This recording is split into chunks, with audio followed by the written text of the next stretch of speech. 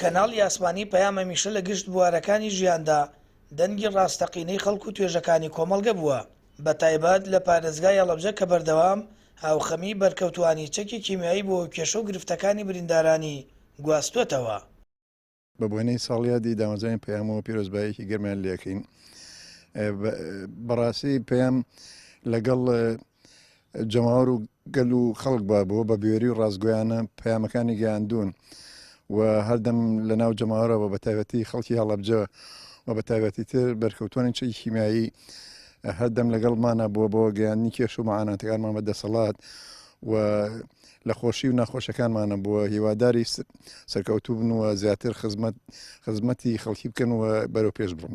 دەورتان بووە لەگەڵ خەڵکەکە لەگەڵ خەڵکا بوون و یارمەتی خەڵکتان داوە گەڕاون کە ئەعلان بڵاوتان کردوێتەوە زۆر پێمان خۆش بووە.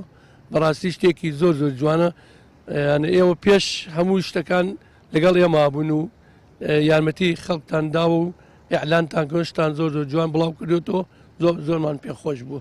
دامەزراندنی کەناڵی پەیام سەرۆکی کۆمەڵی قوربانیانی چەکی کیمیایی هەڵەبجە دەڵێ هیوادارم کەناڵی پەیام وەک چۆن لە ڕابردوودا لەگەڵ کێشە و گرفتەکانی کەسوکاری بەرکەوتواندا بووە لە داهاتووشدا هەر بە هەمان شێوە هاوکار بێت.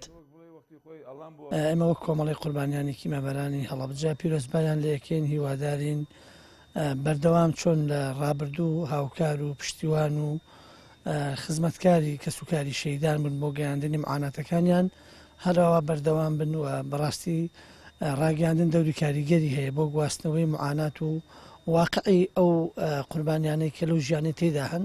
دیارە کەناڵی پەیامی یەکێک بۆ لەو کەناڵانەی کە بەردەوام لە هەموو بۆنە و یاد و یاوەریەکانی قوربانیانی هەڵەبجە بەشدار بووە.